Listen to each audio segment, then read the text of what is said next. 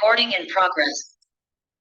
Ya, Assalamualaikum warahmatullahi wabarakatuh. Selamat siang semuanya. Perkenalkan, nama saya Nur Fadianti dengan NIM 1C122043 dari kelas R003. Saya adalah salah satu mahasiswi dari Universitas Jambi, tepatnya dari Prodi Teknologi Industri Pertanian, jurusan Teknologi Pertanian, Fakultas Pertanian. Tujuan saya untuk membuat video ini adalah untuk memenuhi tugas dari mata kuliah mesin dan peralatan industri, di mana mata kuliah ini diampu oleh dosen saya, yaitu Ibu Yarnisa, STP MSI. Baiklah, langsung saja.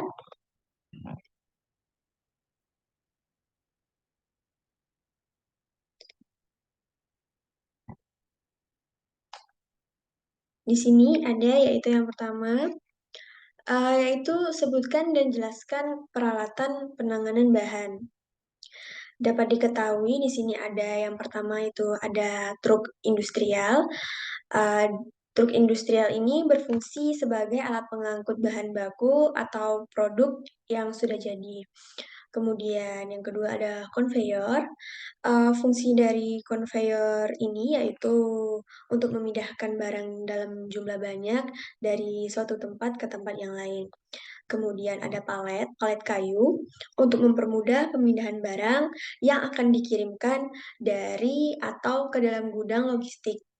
Barang-barang tersebut yang diletakkan di atas palet akan memudahkan pekerja untuk dapat membawanya. Kemudian yang keempat ada forklift. Di sini forklift adalah alat bantu untuk mengangkat benda-benda berat dari satu tempat ke tempat yang lain. Namun forklift ini biasanya hanya digunakan untuk jarak yang pendek, seperti di dalam ruangan atau di dalam area pabrik saja. Selanjutnya yaitu katrol.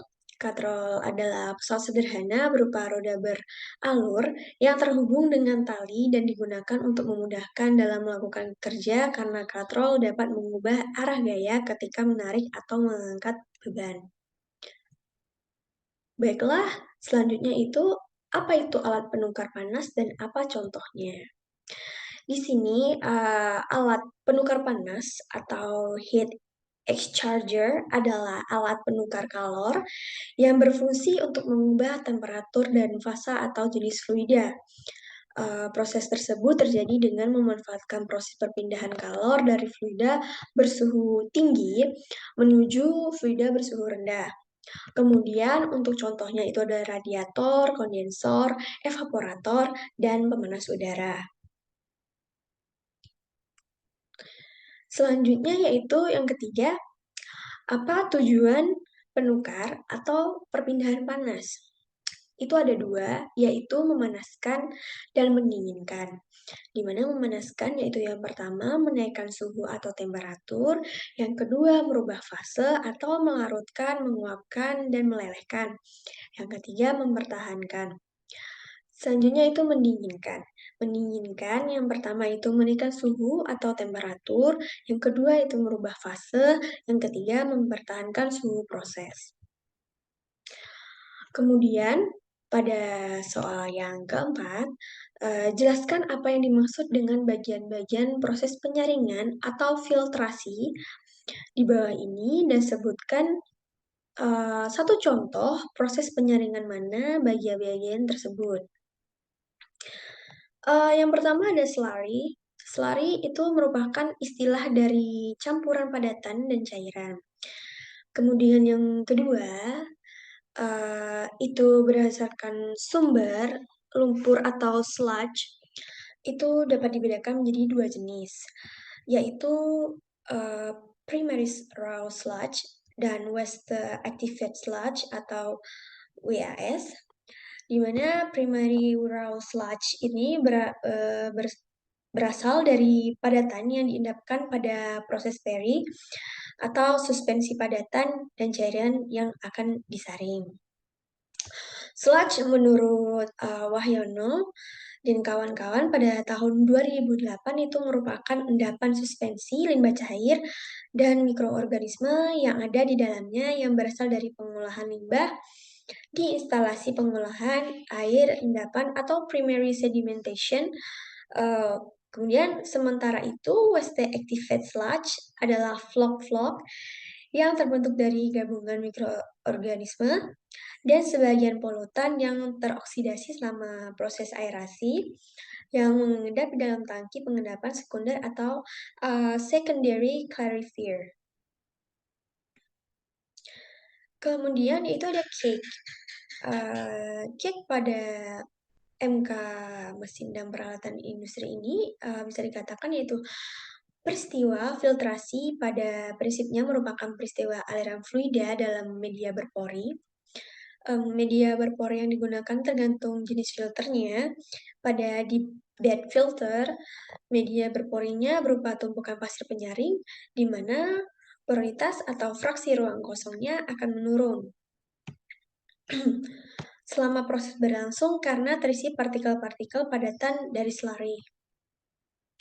Pada cake filter, media berpori yang digunakan berupa kain saring atau filter cloth dan tumpukan padatan atau kue ya atau cake yang tadi yang terbentuk pada permukaan kain saring. Bisa dilihat pada gambar di bawah menggambarkan secara skematis aliran slurry, media berpori, dan filter media. Bisa dilihat di sini.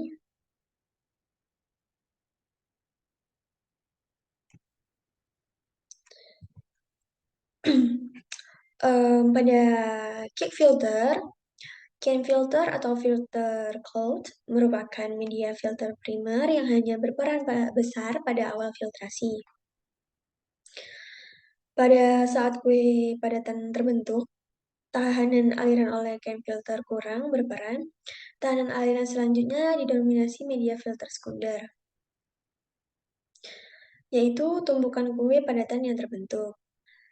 Bisa dilihat pada gambar di bawah, ini menjelaskan skematis aliran fluida pada cake filter.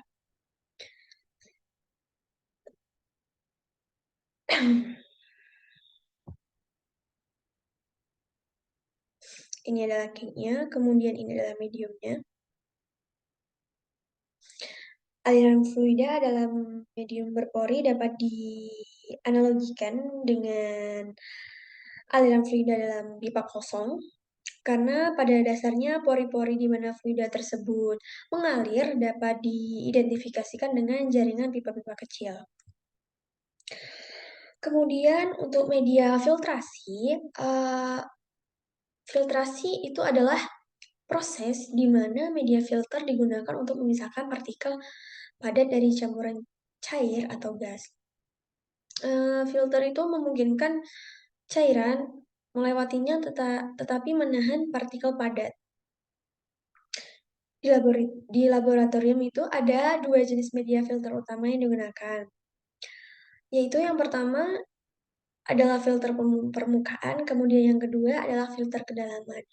Untuk filter permukaan, yaitu saringan padat yang memerangkap partikel padat dengan atau tanpa bantuan kertas saring, atau misalnya filter sabuk, corong Buchner, filter aliran silang. Kemudian yang kedua adalah filter kedalaman yang terdiri dari lapisan material granular yang menahan partikel padat saat melewatinya, atau misalnya filter pasir. Media filter biasanya dibersihkan dengan cara membilasnya dengan pelarut atau deterjen. Kemudian yang kelima adalah filtrat, Filter adalah cairan yang telah diproses atau filtrasi atau penyaringan disebut dengan filtrat. Sedangkan untuk padatan yang tertumpuk di penyaring itu disebut dengan residu. Selanjutnya adalah menjelaskan faktor yang mempengaruhi penyaringan atau filtrasi. Dalam proses filtrasi terjadi reaksi kimia dan fisika, sehingga banyak faktor-faktor yang saling berkaitan yang akan mempengaruhi pula kualitas air hasil filtrasi, efisiensinya, dan sebagainya. Faktor-faktor tersebut adalah debit filtrasi, kedalaman media, ukuran, dan material, konsentrasi kekeruhan, tinggi muka air, kehilangan tekanan, dan temperatur. Yang pertama ada debit filtrasi, ya teman-teman semua. Debit filtrasi, debit yang terlalu besar akan menyebabkan tidak berfungsinya filter secara efisien, sehingga proses filtrasi tidak dapat terjadi dengan sempurna akibat adanya aliran air yang terlalu cepat dalam melewati rongga di antara butiran media pasir. Hal ini menyebabkan berkurangnya waktu kontak antara permukaan butiran media penyaring dengan air yang akan disaring. Kecepatan aliran yang terlalu tinggi saat melewati rongga antar butiran menyebabkan partikel-partikel yang terlalu halus yang tersaring akan lolos. Untuk konsep yang kedua yaitu konsentrasi kekerasan.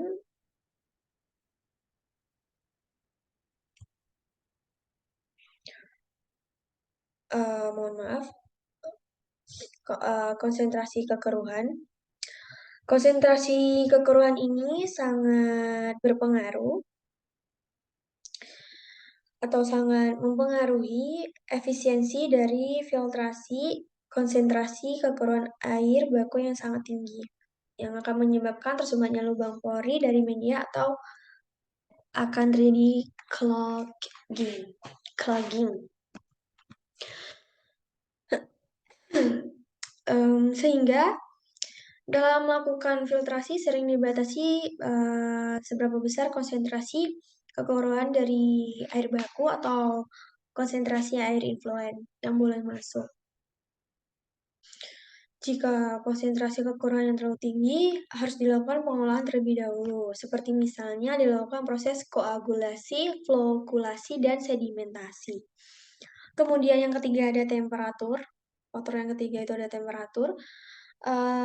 Adanya perubahan suhu atau temperatur dari air yang akan difiltrasi menyebabkan massa jenis atau density, viskositas absolut, dan viskositas kinematis dari air akan mengalami perubahan. Kemudian untuk faktor yang keempat itu kedalaman media, ukuran, dan material. Pemilihan media dan ukuran merupakan keputusan penting dalam perencanaan bangunan filter. Tebal tipisnya media akan menentukan lamanya pengaliran dan daya saring.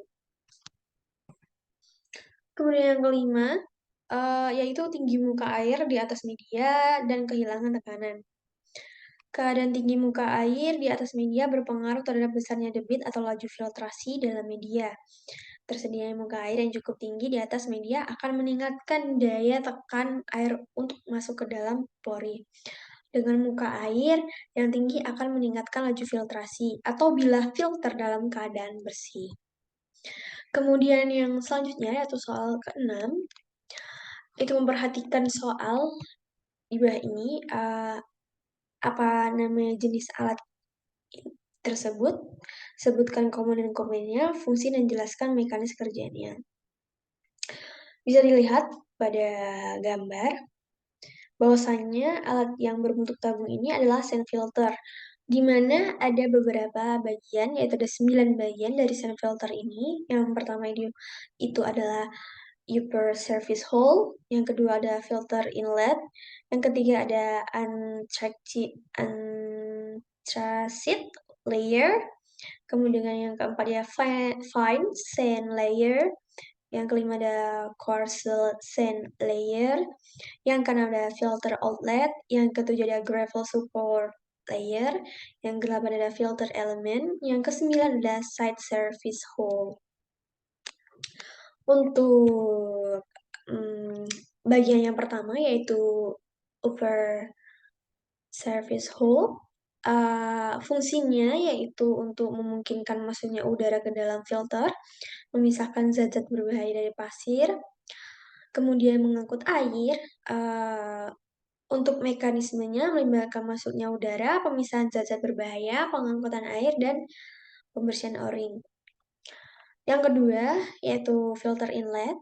Fungsinya itu di mana menjernihkan air yang digunakan untuk keperluan domestik maupun keperluan produksi pada suatu industri. Mekanisme kerja dari filter inlet ini adalah air yang akan disaring mengalir melalui media filter yang melibatkan padatan tersuspensi tertahan oleh media filter. Kemudian yang kedua ada sedimentasi, itu proses pengendapan partikel-partikel padat dalam air yang menyebabkan kekeruan berupa lumpur atau zat padat berat lainnya. Kemudian untuk mekanisme kerja yang ketiga yaitu pembersihan. Pembersihan media filter dilakukan secara berkala untuk menjaga kinerja filter, di mana dapat dikatakan bahwasanya filter ini harus dalam keadaan steril atau dalam keadaan bersih, supaya dalam menjernihkan air itu hasilnya lebih maksimal atau lebih bagus. Kemudian ketiga ada entracted layer, yaitu fungsinya pada sand filter ini adalah untuk membantu menghilangkan partikel-partikel padat dalam air yang menyebabkan kekeruhan berupa lumpur atau zat padat berat lainnya. Selain itu, lapisan anthracite juga dapat membantu mencegah terikutnya partikel-partikel besar yang dapat menyebabkan kebuntuan pada sistem perpipaan dan kerusakan pada pompa-pompa. Untuk bagian yang keempat, yaitu fine sand layer, di mana fungsinya itu untuk menahan sedimen dan partikel halus yang ada dalam pasir, yang ada dalam air. Pasir halus ini merupakan media filter yang digunakan dalam sand filter untuk proses penyaringan air. Fungsi utamanya adalah untuk menyaring partikel-partikel halus yang mungkin lolos melalui lapisan-lapisan pasir kasar atau antrasit tadi, yang bagian yang ketiga. Dengan demikian, fan sand layer memainkan peran penting dalam menjaga kualitas air yang disaring melalui sand filter. Kemudian untuk bagian yang keempat dalam sand filter ini adalah filter outlet, di mana berfungsi sebagai saluran keluar penyaring.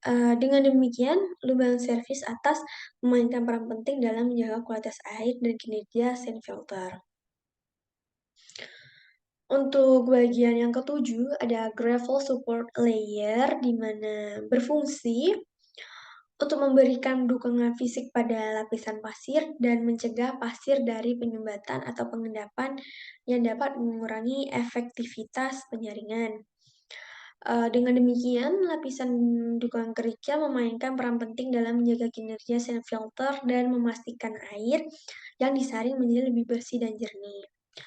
Kemudian bagian yang kedelapan ada filter elemen. Elemen penyaring juga berfungsi sebagai penyaring elemen air yang terlibat dalam bahan bakar sehingga menjaga stabilitas performa mobil dan mencegah tercampurnya air dan bahan bakar. Untuk bagian terakhir yaitu ada side service hole, di mana fungsinya yaitu memungkinkan keluarnya udara ke dalam filter, mengeluarkan air, dan memungkinkan pembersihan o-ring. Soal yang selanjutnya yaitu soal yang nomor 7. Memperhatikan gambar perangkat alat destilasi, gambarkan kembali skema gambar tersebut dan sebutkan nama-nama bagian serta sebutkan fungsi masing-masing mekanisme kerja destilasinya. Bisa dilihat di sini ada destilasi. Untuk bagiannya yang pertama ada pemanas, yang kedua ada labu destilasi, yang ketiga ada still head, yang keempat ada termometer, kemudian dilanjutkan yang kelima ada kondensor, yang ketujuh ada air dingin keluar, air dingin masuk, yang kemudian ada still receiving, vacuum gas inlet, cooling bed, heating bed, dan stirrer or heat plate.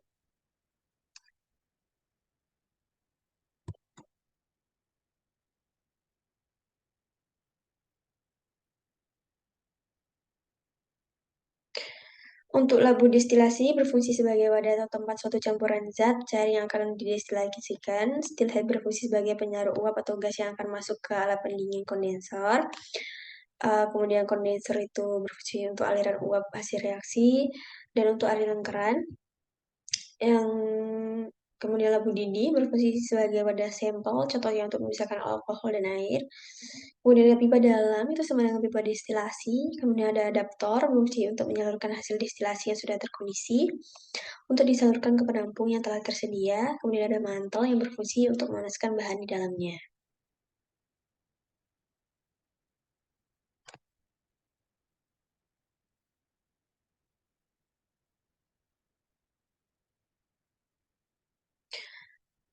Kemudian yang nomor 8 itu apa dimaksud dengan ekstraksi dan apa bedanya dengan ekstrak dan jelaskan apa saja metode ekstraksi.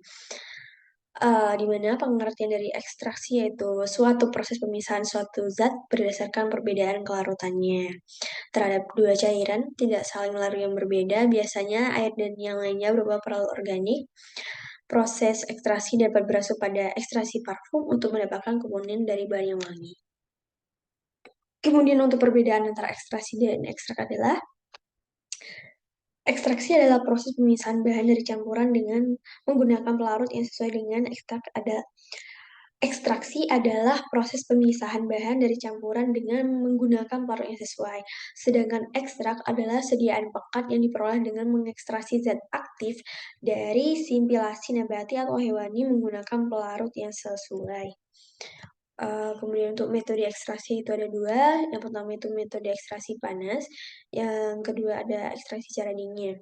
Untuk metode ekstraksi panas merupakan metode ekstraksi yang menggunakan pemanasan dalam mengekstraksi simplicia dengan pelarut yang lebih sedikit dan waktu yang digunakan lebih cepat. Metode ekstraksi panas ini contohnya ada reflux dan solvetasi. Kemudian yang cara dingin yaitu tidak ada proses pemanasan selama proses ekstraksi berlangsung. Tujuan dari ekstraksi cara dinginnya itu menghindari rusaknya senyawa yang dimaksud rusak karena pemanasan. Jenis ekstraksi dinginnya itu ada maserasi dan perkolasi. Baiklah, terima kasih. Mungkin itu dari saya sendiri. Uh, Mohon maaf apabila dari penyampaian atau dari kesalahan kata saya akhiri. Wassalamualaikum warahmatullahi wabarakatuh.